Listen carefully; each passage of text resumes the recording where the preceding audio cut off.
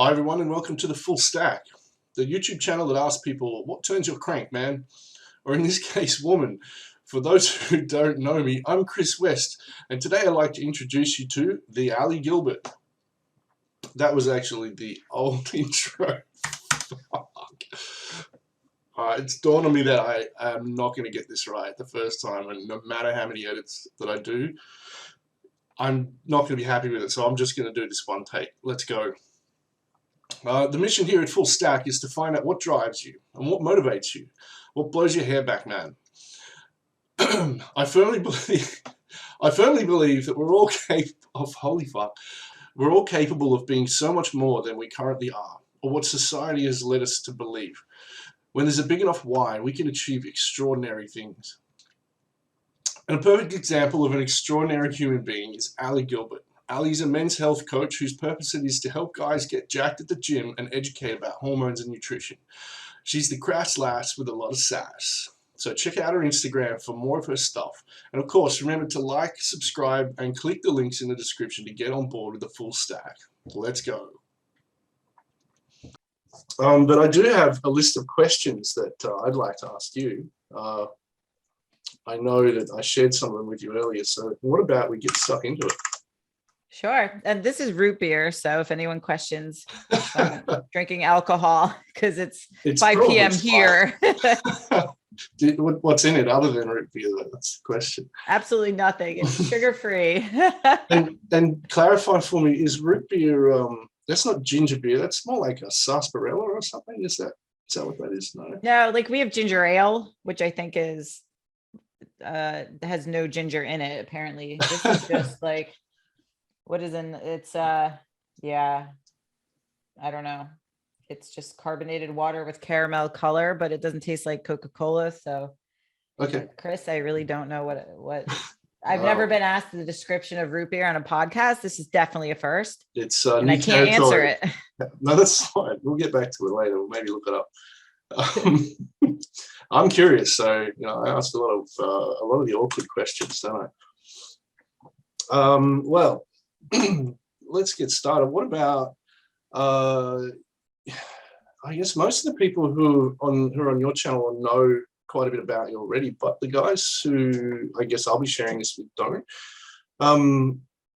You've done a lot of work in like fitness industry. You've coached others. You've coached yourself, obviously, to some pretty awesome achievements.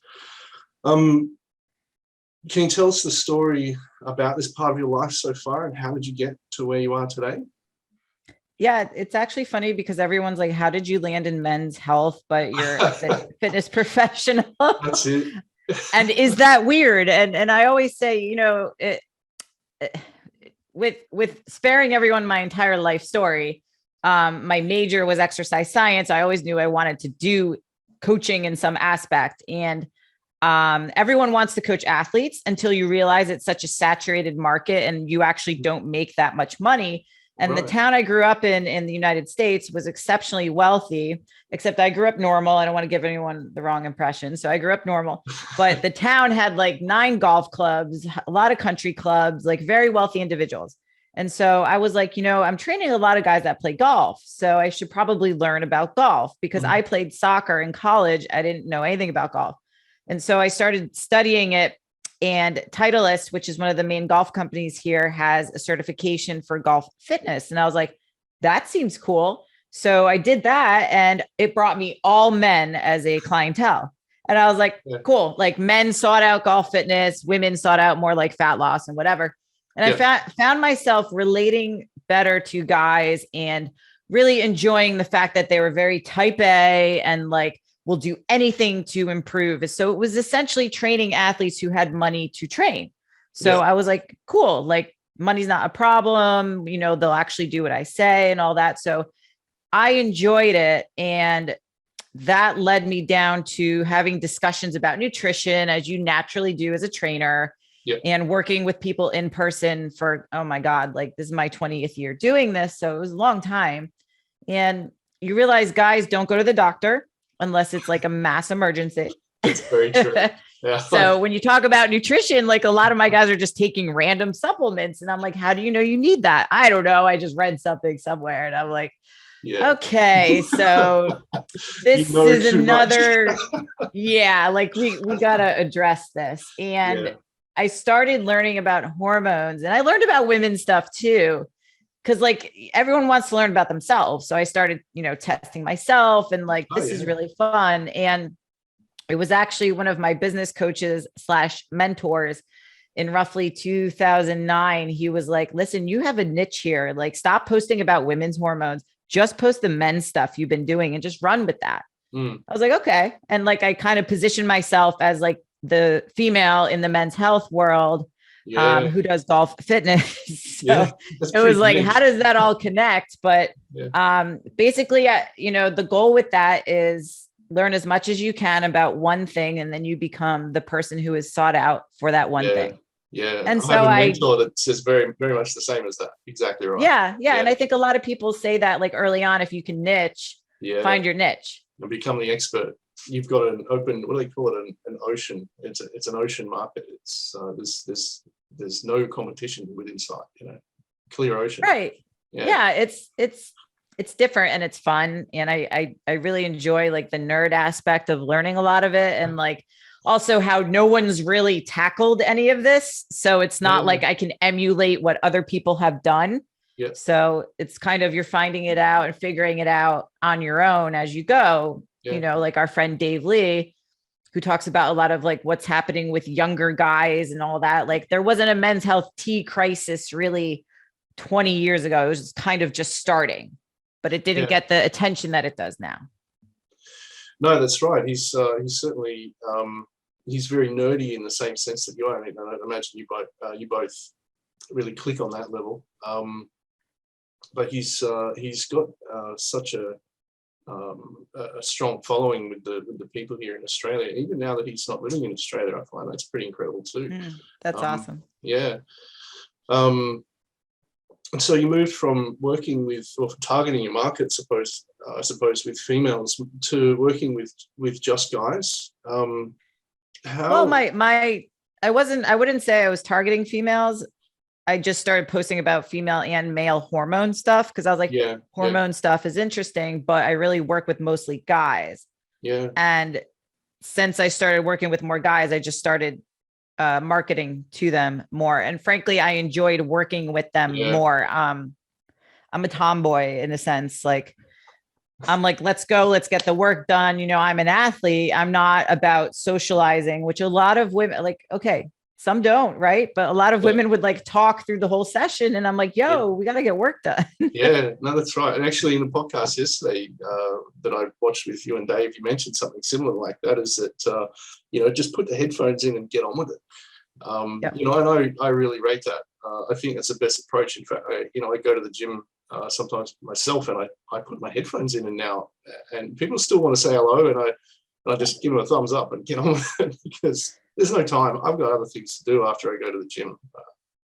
That baffles me that people have to have like a full-on conversation, and I'm like, what? Yeah, that's it. Like, they still think you can hear through headphones? Like, no. And plus, my music's way better than what they play.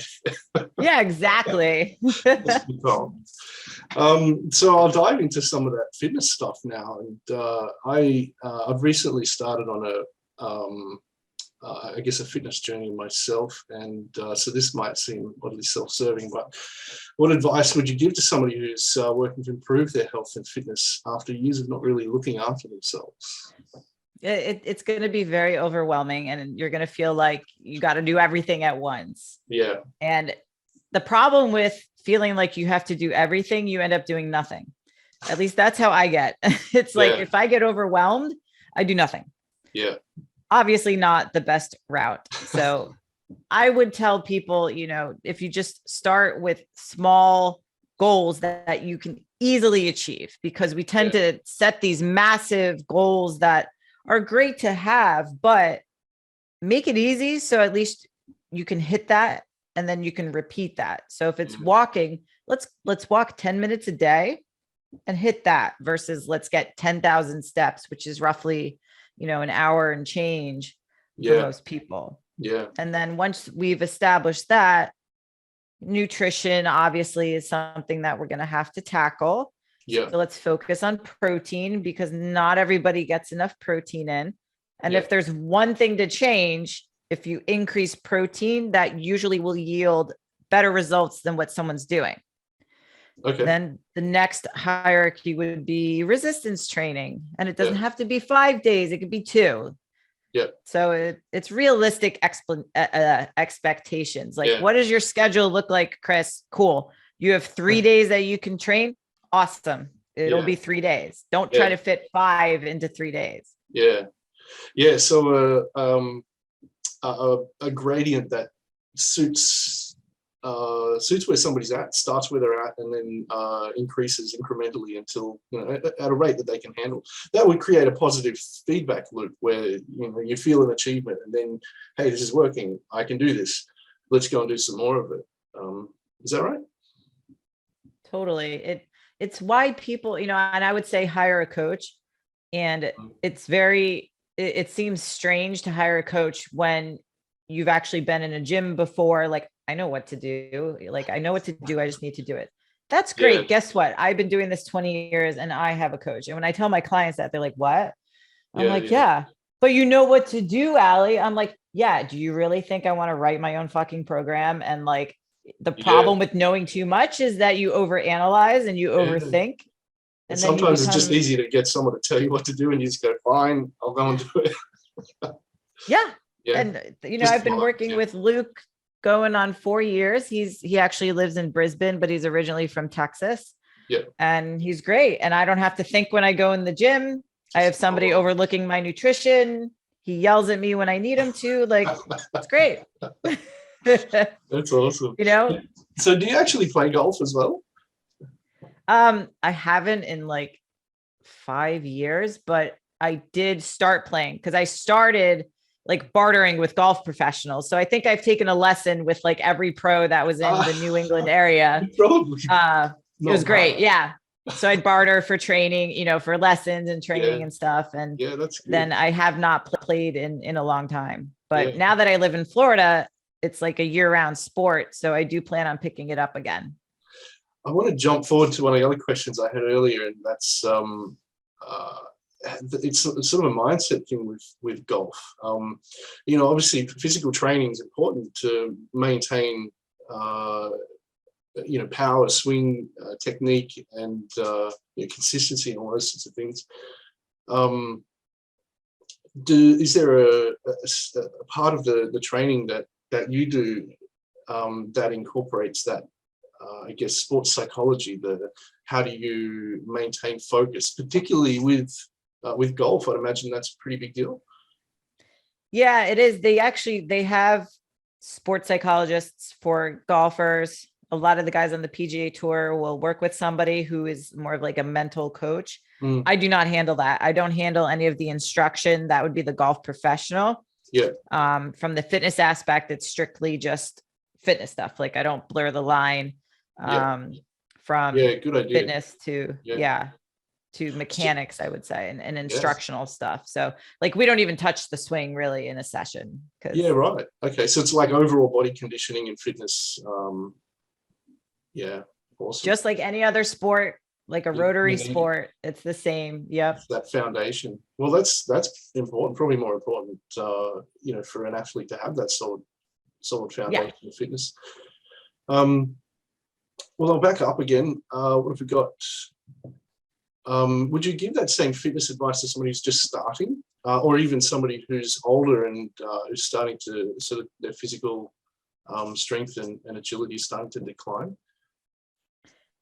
Probably, yeah. Because if when you're older, you need even more protein. So you need higher protein levels. Wow. And if you're losing your conditioning, you need to become active. So that can be walking to the mailbox and back, or that can be going for a 30-minute walk. So wherever somebody's starting is where they're starting. And then the goal is always to do a little bit more. Yeah. And what do you think of this type of boot camp training where somebody goes, you know, straight in, drops everything else in their life and says, I'm just going to smash it and get this part of my life organized? Is that an approach that could work? You know, it's funny because like we used to talk shit about that all the time and be like, don't go do that, you know, whatever. Are there better ways to approach a program? Probably. I think going into a boot camp that's so intense, if you haven't trained at all, the risk of injury is quite high. Yeah. But the reason I say I used to, talk negative about it is because now it's so hard to get people to do anything. If they enjoy it, awesome. Yeah. Just get moving, then once you realize like either this doesn't work anymore, I don't enjoy it, I feel like crap, then we can kind of backtrack and strategize, Yeah. But like when clients come to me, if they're like, this workout, like I enjoy this better. Like a lot of people these days, like what I call like huffy puffy, like sweaty work circuit stuff.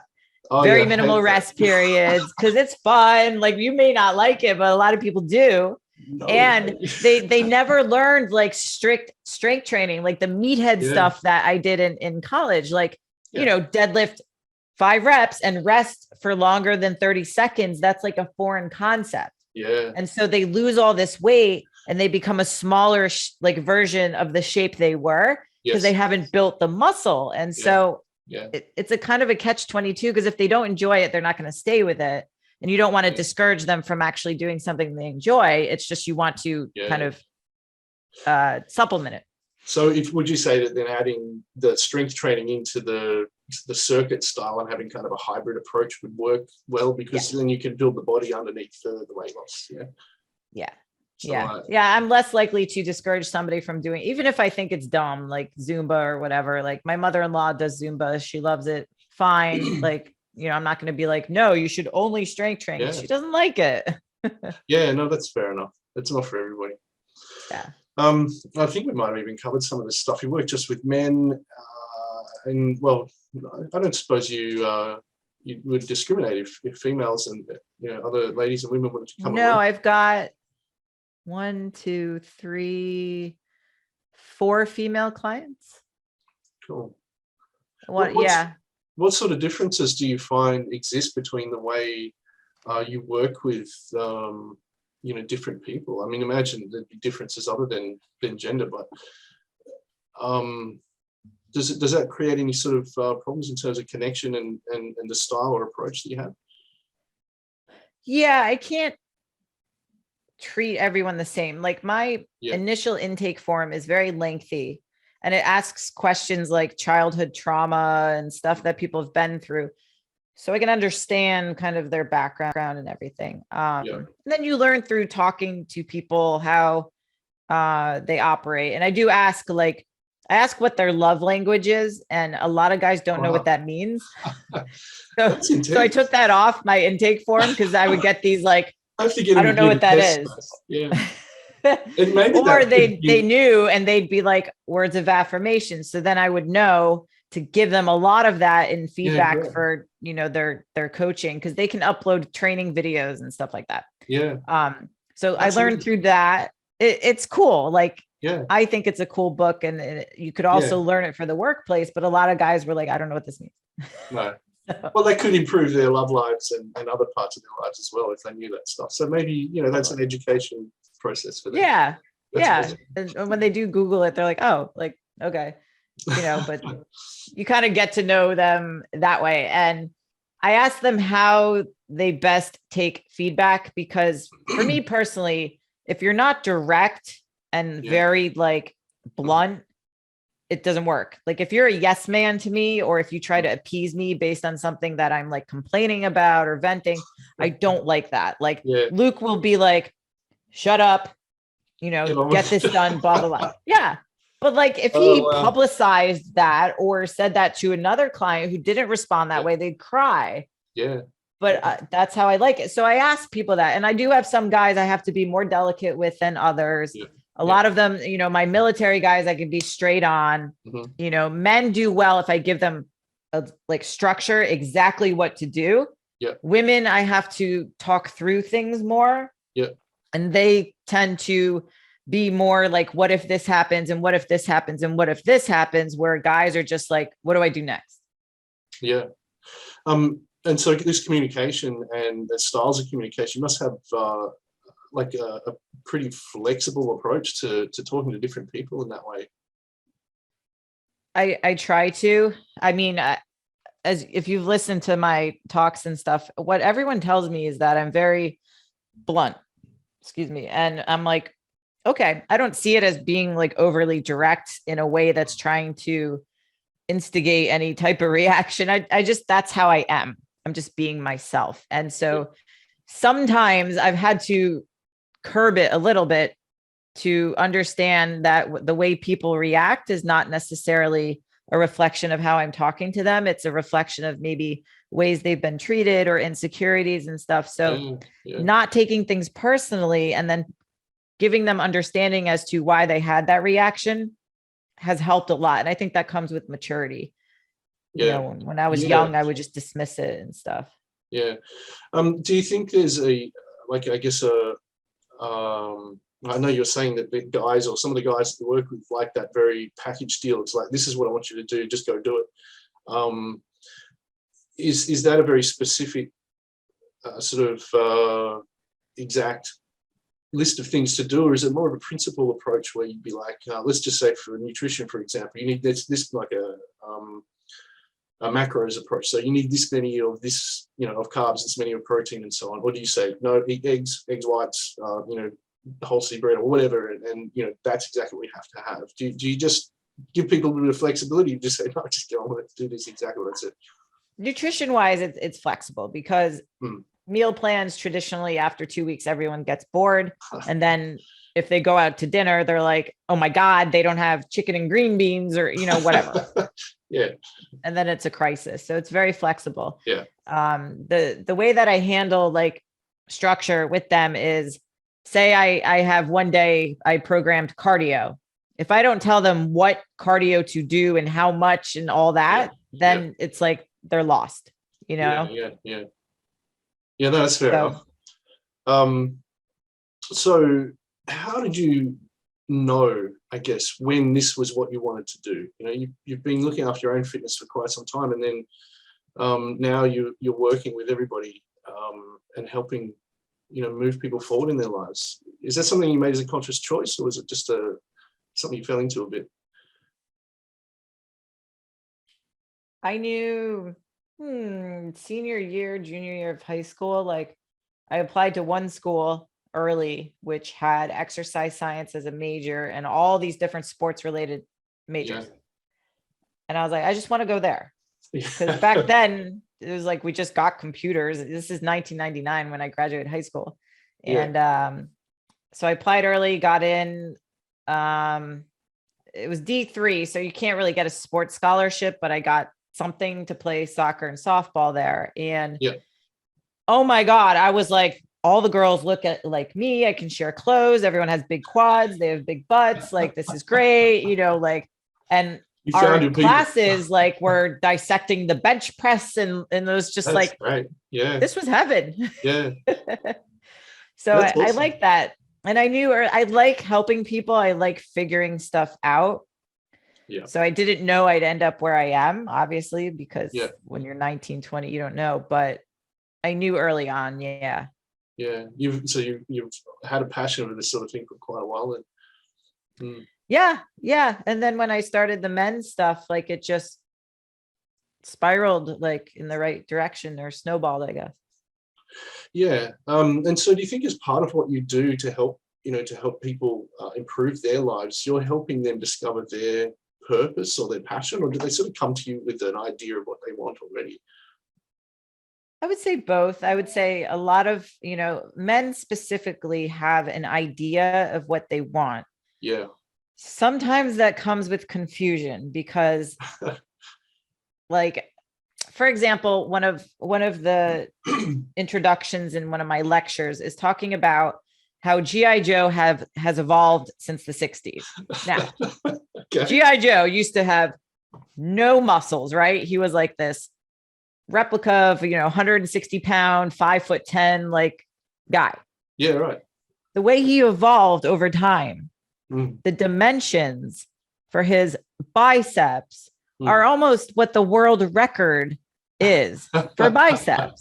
And so now we're showing little boys like we're obsessed with muscle. This is what you Yeah. have to look like, and then same for Barbie, by the way. Like if Yeah, I think it's like absolutely. if somebody was actually built like her, they'd tip over or I something. heard that too. Her legs would be like as tall as the roof or something. Yeah. Yeah. So like Big Ramy, who won the Olympia last fall, his biceps, I think they measure 24 inches. And G.I. Joe, like the most present G.I. Joe, if he were real, it would be like 26 inches. And the world record is like 31. Wow. I mean, it's Yeah. crazy. So Hmm. it kind of gives this false like Yeah. aspiration of what a guy looks like. So I always ask my guys, because they'll say, I want to get shredded. I'm like, okay, what does that mean? Send me a picture of somebody that you think is shredded. Yeah. Because in my mind, I am a major meathead. I love bodybuilding. My coach uses the term dick skin lean, which means veins. This Veins sounds on like your the subject, abs. Dave Lee would know a little about. Yes, exactly. And so I'm like, likely nobody really wants veins on their abs and whatever. Yeah. They really send me pictures of guys who have like a 4-pack or some abs showing. Yes. They just want to look better. Yeah. Yeah. Because the commitment level to look like what they have in their head is a lot different than what I'm thinking of. Yeah. So yeah. That helps. Yeah. So, I mean, let's just take it from there. What sort of commitment level is necessary, for somebody? What sort of mindset does somebody need to have in order to get from, a low body fat where you can see some abs to like competition level shredded for bodybuilding? I mean, what's the difference in those two things? The level of suffering, I would say, like, I read that you recommend eating lettuce to start to feel full. Like much lettuce as you want. That's incredible. You can. I mean, like right now, I would say I had to move my photo shoot. I'm about 3 to 4 weeks out from photo shoot day, right? So what I've had to do to get here is like, you don't go out to dinner, you feel miserable all the time. Like it's a huge sacrifice. Now, a lot of my guys, like, they don't want to feel that way. They want to be able to play with their kids and be present for their wife and just not have to be so restrictive with food. Yeah. So it depends where they're starting and how much body fat they have to lose, because it can be a very easy process if their diet is complete crap and they really don't understand how food works, or if they're already pretty lean, it's going to be a lot to get even leaner.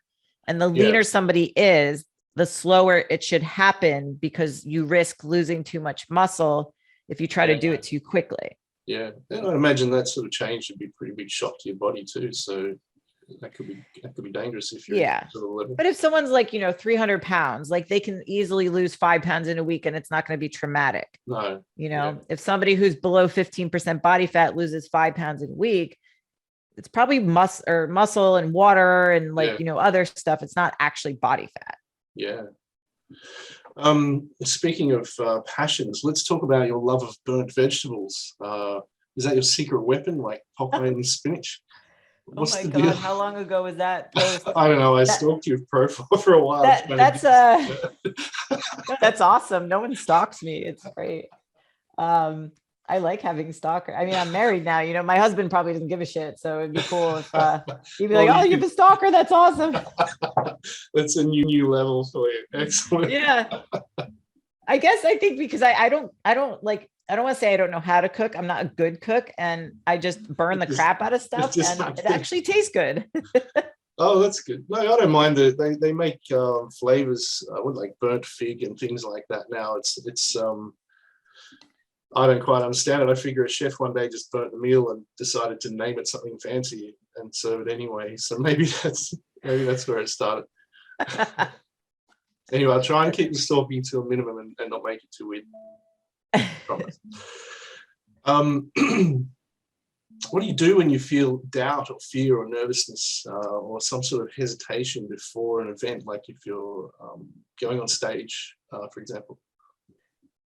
Oh, I love that time before going on stage. So I put on my headphones and I listen to like either raunchy stand-up comedy or Give me some, or like give me hip some hop. names. Give me some names. I love that stuff. Lisa Lampanelli, like, oh my God, she's hilarious. She's super crass. And then this girl, Eliza Schlesinger, she's really funny because giving a presentation, public speaking is a performance, Yeah. right? Yeah. And the way I've been trained to speak is like all my slides are photos. There's no text on them. Oh, wow. Because it deters the attention of the audience. If they're reading a slide, they can't listen to what you're saying. Yeah. So if they look at a photo, their eyes are going to go right back to you. Yeah. That's so it's an art. Like I've been through speaking schools where they teach you what to wear, how to dress, like how to walk through the audience, and then when to pause and be dramatic and stuff like that. So listening to comedy helps me keep my material light and fun. Yeah, that's great. I love comedy, and I think it's something that I've always liked because they can adapt and flow while they speak. You know, yes, they take that feedback from the audience and redirect it in ways that are surprising and dynamic. So that being said, I'm just going to read from my script again. What do you think is more valuable in life, education or experience? I mean, I think like the answer that most people would say would be experience. You know, obviously you are required to have education to be able to do certain things and maybe be accepted to certain programs. Yeah. You know, a lot of people will say like an exercise science degree is not necessary in my field, which I would agree with. I think my experience going through that major really helped mold who I am today, but from an early start. I don't know if I can explain quite how. However, the experiences after college clearly are what got me to where I am now. Yeah. You know, if you don't have experience public speaking, you're not going to necessarily have the skills later in life. If you don't experience failure, if you don't experience, you know, whatever, like trauma and just like our childhood experiences kind of mold who we are as an adult. Same thing from going through life from, you know, what you're trying to go through. That's why a lot of internships and stuff and mentorships are very valuable compared to just going back to school, in my opinion. Yeah, well, it sounds as though a good combination of both is important. I mean, it'd be tough to perform in a field if you didn't know anything about it. So where you've gone to school and learned the exercise science, that makes a lot of sense if that's what you want to do. It sets a solid foundation, but the experience is obviously necessary too to consolidate that knowledge and build upon it with some real life examples. So it's a conversation I think I had with my dad quite a lot when I was young. He was a school teacher for quite some time. He was always bugging me, do well in school. And I was like, no, I just want to get out there and do it.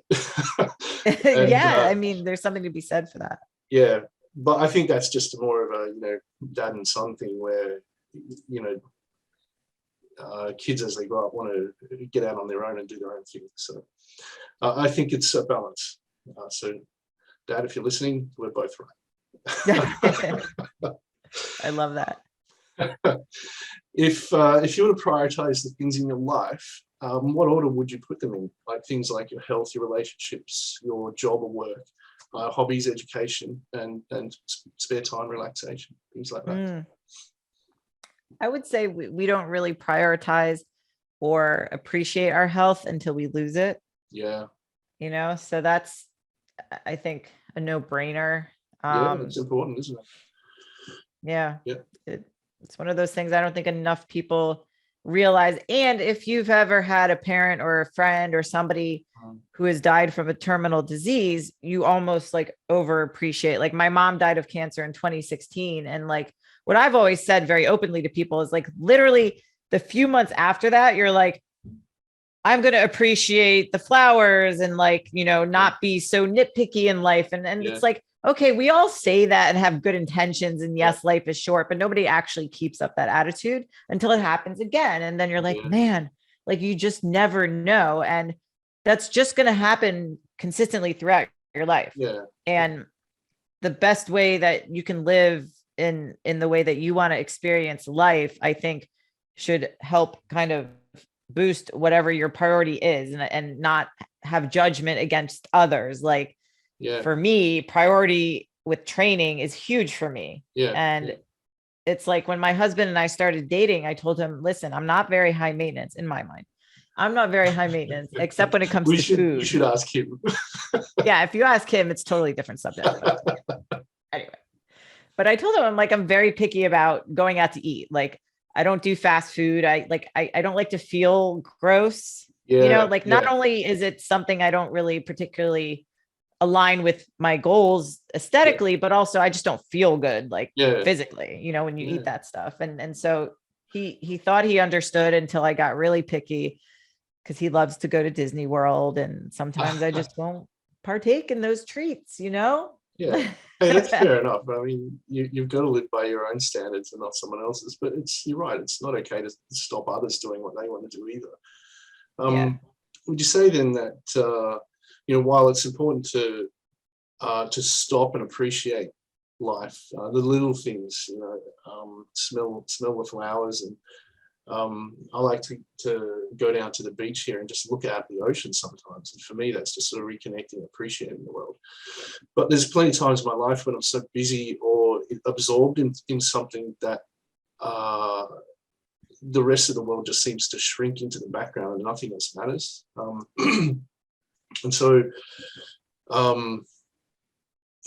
it's I guess what I'm trying to say is that that dynamic between the two seems important. So one is an appreciation of who you are and where you are, and what it's all about. And the other is just getting so absorbed in doing it and being there where you're in the moment that it's like a scale or a counterbalance. I think that's clear enough. I'm not exactly sure where that's going. Still working on that one. What do you think? No, I would agree. I think it's, in this day with the technology up our, in our face all the time. Like I just recently started using the focus button that it's do not disturb on my iPhone, which silences all notifications and stuff. Because it's like, even if you have your phone on vibrate, you hear the vibrate, or if you see a notification, it just gives me this like anxiety, like I got to attend to it, that's right. Yeah, it's a distraction. And it's a distraction. They're very good at that, aren't they? Yeah. And imagine you're quite busy, and so you'll have things come up all the time. I feel bad. Like, first of all, I feel bad if I read a message and reply in my head and then never get back to somebody. So that's number one. So then I try to not read them so that it doesn't say I read it, but left it on read, but they don't know that, even though I'm not obligated to answer with any time frame, I still feel like it's respectful, and it's weird because like people on Instagram will be like, oh my God, you actually replied. And I'm like, why wouldn't I? Like, people are like, oh, you run your own page. I'm like, yes, like I'm not some big time. Like there are people with like 1 million followers that maybe have staff running their page, but one day I'm normal. And it leaves that lingering, thought, I have to deal with this at some point. It's still there, and then that starts to build up, and you go, all right, fine, and then you've got to confront it all. I find writing things down just gets them out of my head, and then I can just go, okay, I'll do all that stuff later, but I just got to finish what I'm on. That helps me with that. Sometimes I'll email myself to remember. And I'm like walking, so I'm going for a walk, email myself to deal with something. 5 seconds later, I get the email notification. Oh, who emailed? It's like, you idiot, you emailed yourself. Like, I've got a friend who does that actually. She emails herself reminders all the time. She sends the reminders to me from when she reminded herself to contact me, and I'm like, that makes no sense to me, whatever you wrote. It's so bad. It's fun though. What do we got here? So what sort of character traits do you think are necessary for someone to make a high level of achievement somewhere? Maybe some of the pro athletes or other people in your life that have done really well. What character traits do they all have in common?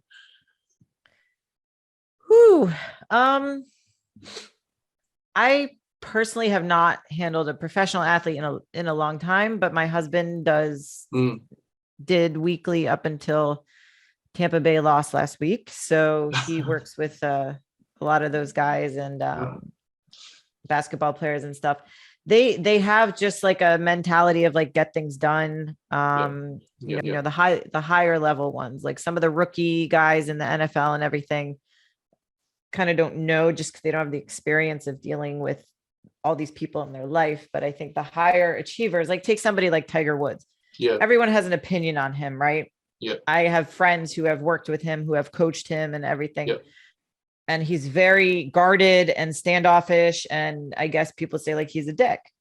I think you kind of have to be, because you have to guard your personal space, your intelligence, Absolutely. your emotional intelligence, like all that stuff. You have to keep people away to kind of focus on what you want to do. And I think that's similar to compared to somebody who is a regular person, like saying no to stuff. So right now I'm working on a course and I have to give it all my time and attention. And I've had friends who have been like, hey, I'm meeting, my parents in Florida. I'm 40 minutes away. And I'm like, I can't. Yeah. I just can't right now, and I feel terrible because who's too busy? You can't have coffee. I really can't. Like I need every hour because I prioritize my training. So that takes, 2 to 3 hours of my time. Yeah. And then it's only so much time that I have left to handle my online clients and then put time into a project. Yeah. So it's kind of a shuffling of the priorities. So I think that they have a lot of those traits too at a higher level. They could also hire people to do a lot of the other stuff in their life. Yeah, but they still have that mentality of like that selfishness in a way. I guess it could be perceived as overly selfish, but they have to protect that part, That's right. But I imagine that when you narrow that down to the sport of golf, that's the mindset that's necessary in order to block out all of the other distractions when they're, making a shot, when they're in the game. Yeah, because people are yelling stuff sometimes. Yeah. Not so much in most of the tournaments, but they could, or somebody could sneeze or whatever. And that's exactly right. You need to be switched on when you need to be switched on.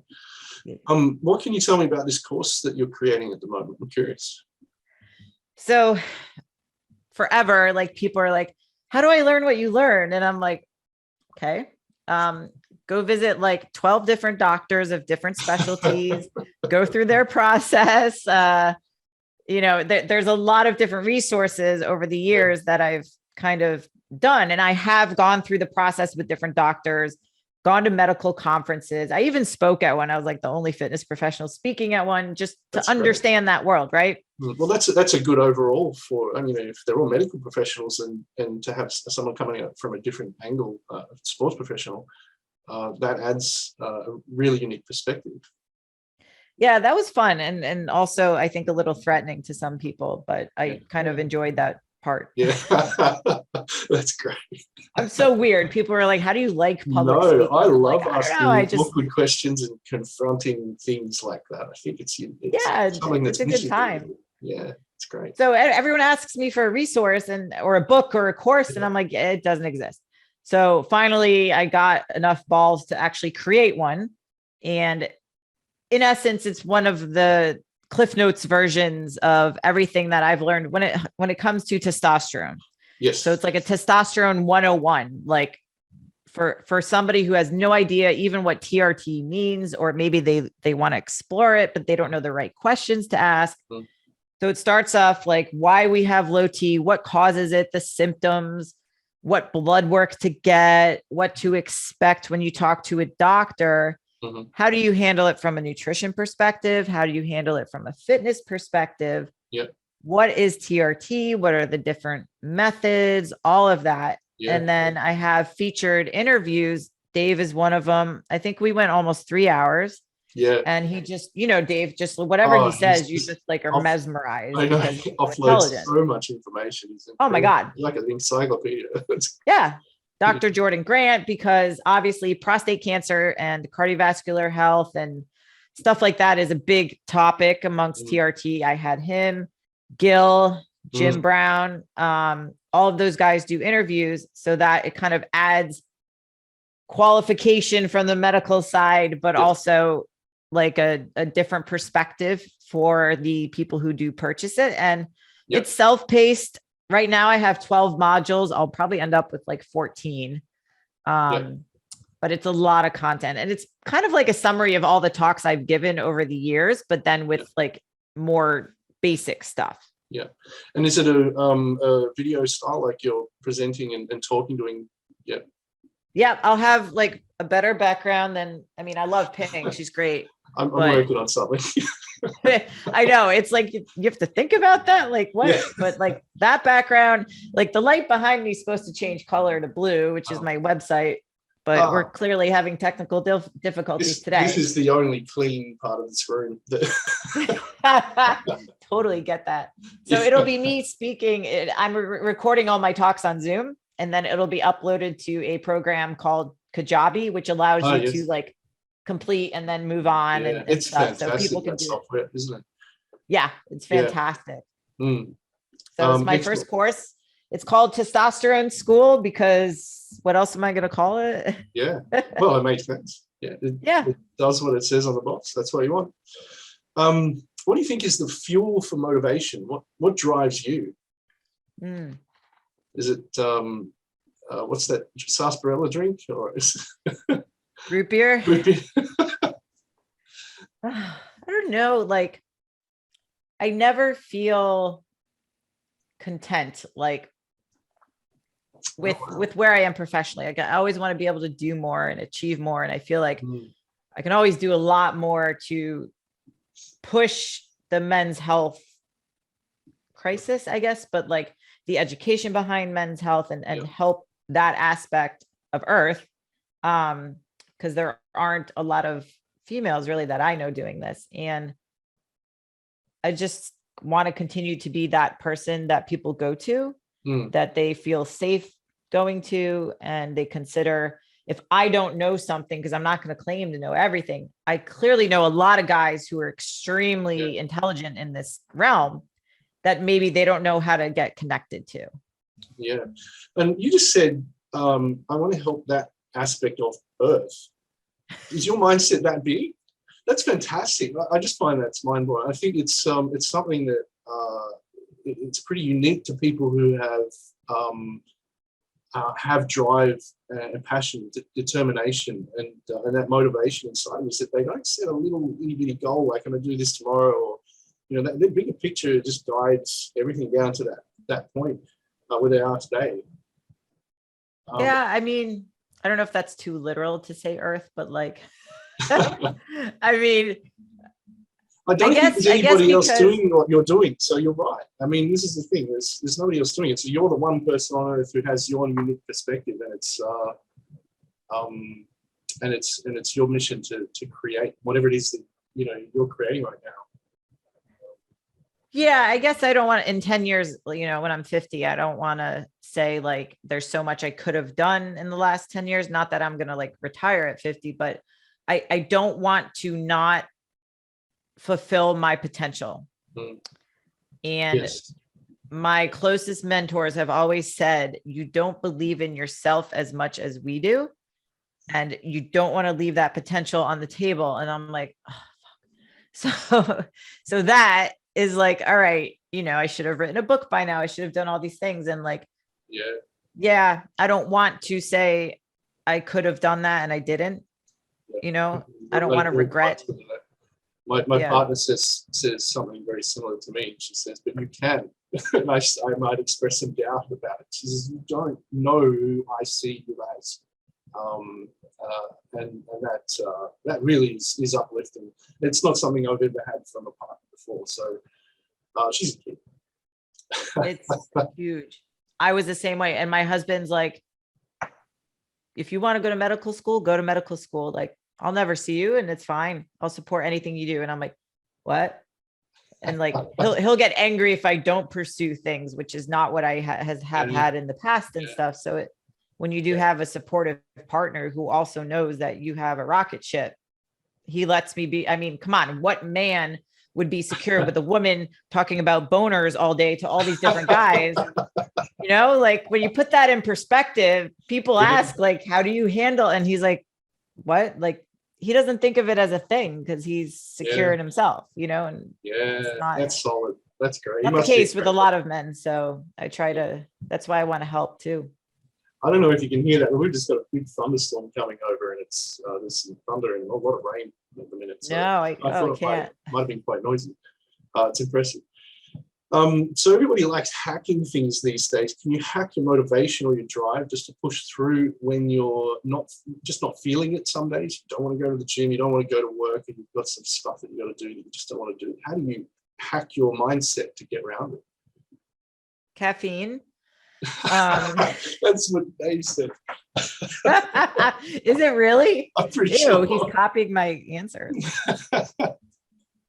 I mean, it helps, caffeine or Adderall, but like, yeah, when you have to dig deep, I mean, it's funny because one of my clients asked me, like, how do you manage the mental side of training? Like when you have to dig deep. And I was like, I've actually never been asked that, because what I want to say is, like, you just suck it up and you just get through it, but you can't say that to everybody. So I'm like, it comes, I think, because of when you're an athlete and you've been through very hard training and, playing a collegiate sport, it just is more natural. So I struggle to articulate that for somebody. And I'm like, you have to talk to yourself how you would best be receptive to motivation. So if your self-talk, like for me, I would be like, come on, you can do more. Like, you're not going to leave that on the table. Like, you're going to get this done. If you don't get this done, then you're lazy and whatever. Like, that's what works for me. That might not work for somebody else, but if you can figure out what can light that fire, maybe in your past, somebody called you a failure and that's a trigger, then bring that up and then, let that motivate you. Use that fire to push forward. That's great. I had something. It'll come back to me in a minute. It will. So do you think there's a place like the zone that you can get to where things just seem to work? You say the right thing, or every move you make seems to just fit for the situation. Is that a part of your life that you strive to achieve? Like, let's say you're going to do a speech, you try and get into that zone. Or if you're going to the gym, is there a zone where when you've got perfect focus and you can perform every exercise the way it's supposed to be? Yeah, I think there is. I think it can come with practice too. Yeah. Like my last live talk I gave in December, something was wrong with the version of PowerPoint that I had, and it crashed 3 times, which was really annoying. So as you can imagine, like, the entire talk just blacked out. If that were my first talk ever, I would be like sweating profusely, freaking out. And I'm like, okay, somebody came to fix it. They addressed it. And I'm like, you guys all look incredibly sad. Like, they were just like sitting there staring at me and stuff. So you have to kind of just talk to them. And I was ready to do my talk without slides. Yeah. And I realized that, like, the preparation of learning properly how to handle those types of situations helps, because things like carrying multiple laptops and jump drives and chargers and things you just learn over time, because there's going to be shit like that happening. Yeah. So now I have a story to tell next time I'm helping somebody with public speaking or whatever. So I see it as like, it's not the end of the world. I think one of my special traits is that when shit happens, I don't freak out. I'm like, all right, can I control this? No. Okay. Next. Like, yeah. Well, that's a level of resilience that you've built, and you've also created a silver lining, or seen the silver lining in it, and being able to capitalize on it, use it in your future experiences. I remember what I was going to say before is that building that resilience through, I guess, steady exposure to the work would mean that each time that it's time to do the work, you're going, okay, I know what to expect, or I know how to handle this because I've done it before. So therefore, the motivation is not so hard to dig in and find. Does that sound about right? Yeah, because it's like if you go to the gym and you've got heavy squats that day. Yeah. Okay. You've squatted heavy before. Yeah. You can get through it. Maybe you don't feel particularly amazing, but you know what? you felt worse, you Yeah. felt better. Like you can Yeah. find that middle ground. You can get through it. Yeah. I like that. Yeah. I wonder, what are your thoughts on meditation? I know that's a big trend these days. A lot of people are doing that, a lot of mindfulness. Is that something that you use as a tool in your life? No, I need to. And I think like I'm going to rely on sending people to Dave and have him handle that. Yeah. Because he's better at outsourced. Yeah. So this one's a little bit more philosophical, but I'll just read it to you. It's probably the easiest. Do you ever notice something so beautiful or profound or divine in what would seem like to anybody else a meaningless task? Like you notice a perfect form of a drop of water while you brush your teeth, or the way the smell of a perfume can take you back to a vivid memory. And in the moment, your mood just shifts. That happens when I'm at the top of a mountain snowboarding. And like you look around and you're like, this is a postcard. Yeah. That gives me chills. I love that stuff. Oh my God. It's so serene and quiet. Yeah. And then I think about what happens if you would ever get lost in the woods like this. That's the same, but the other direction, right? Yeah, it totally other direction. But I think like we forget about nature a lot, at least when you're busy and stuff. Like to be, first of all, I never snowboard with headphones because that just like, I'm terrified of not hearing somebody crashing or whatever. So I always ride with complete silence and on the chairlift. And I've even gone on trips by myself and like, you just notice everything. Yeah. And when you don't have your phone in your face, it allows you to notice everything. That's fantastic. And so the value in those moments, we should seek that, shouldn't we? We should look for more of those things and harness it to inspire us. And then maybe draw back on that in moments where we need something to give us a little bit of a boost. I think if people can find what that is for them, like, you know, some people it's walking in the woods. For others, it's just sitting by a pool or sitting by the ocean or, you know, like you going to the beach. I love the beach, you know, and it's just, there's stuff that you can't describe where if you tried, people wouldn't really understand. And it doesn't do it justice. It's like comparing a photo to the real thing. Yeah. It's never going to be the same type of communication. So it's just being able to experience that is going to be that much better. That's why I think traveling and like experiences and all of that stuff is going to provide so much more for somebody than if you're sitting in a classroom and just being talked at to absorb information, but you actually go there. Yeah, that really comes back to that whole education versus experience, doesn't it? Having that experience is it's visceral. It's part of who you are rather than just reading in a book.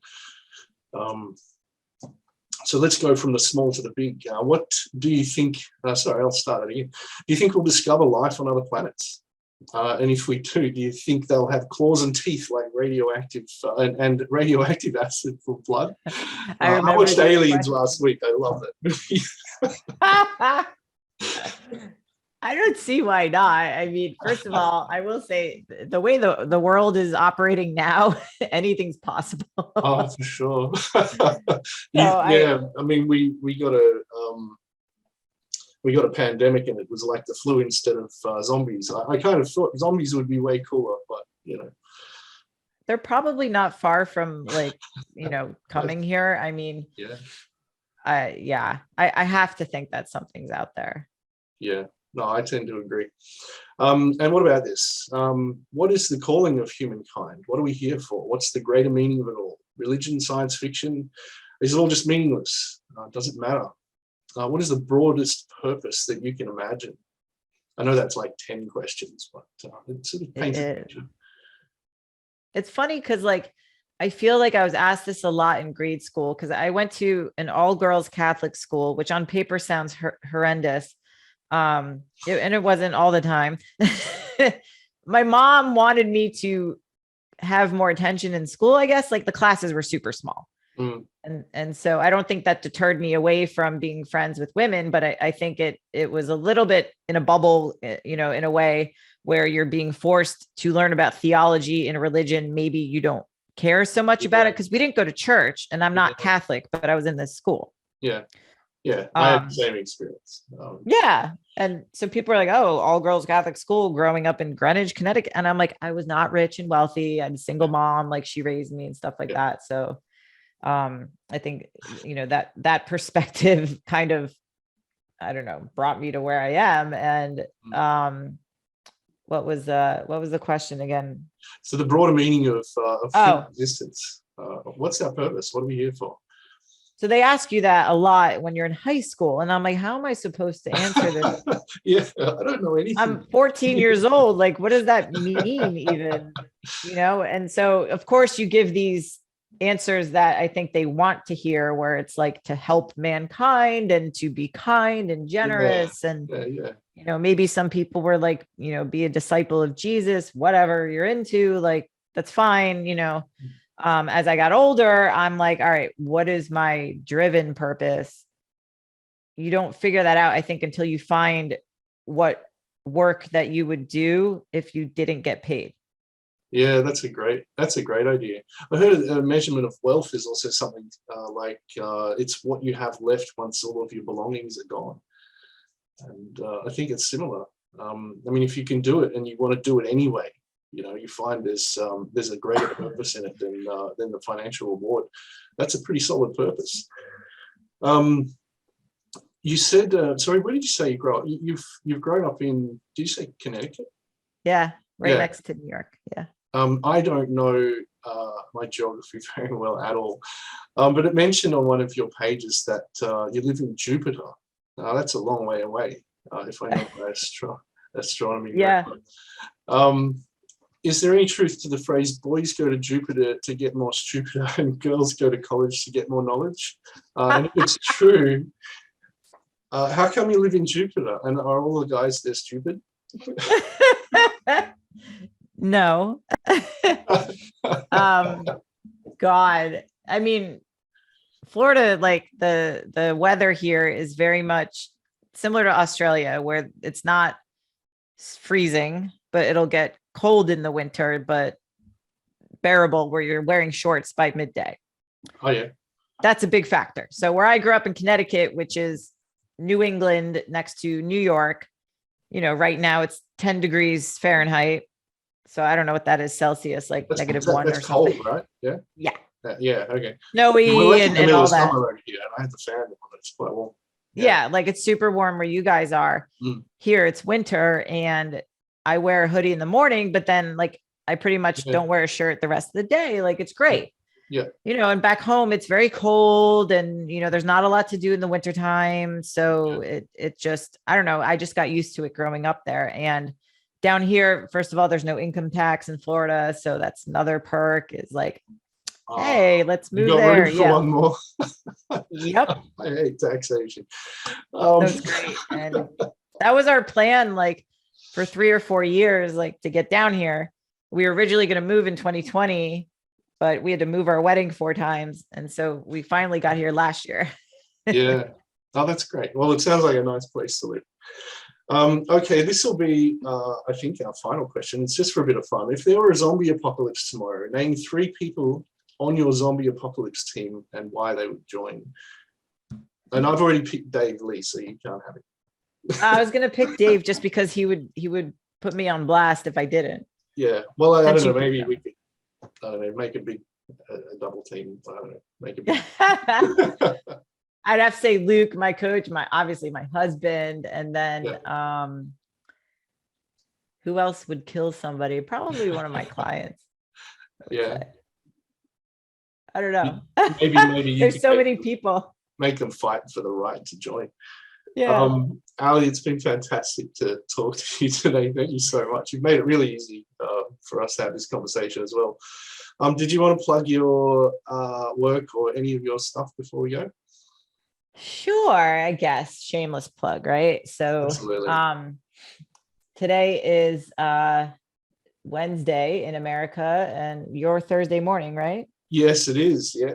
10 o'clock. So it's the end of January. So in 3 weeks, hopefully, I am launching Testosterone School. But if people go to my Instagram at the Ali Gilbert, There's a link in my bio that leads to my website and my pre-sale list. So people who get on the list will get exclusive access to a discount and preferential access to the course when it gets launched. So that's my big thing is like Testosterone School. If you want to buy that, get on the pre-sale list.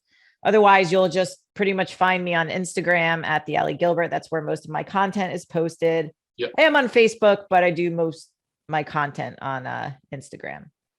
Well, that's excellent. Thank you. Thank you very much. It's been great chatting with you. I'm just going to end the recording and then we can have a quick catch up.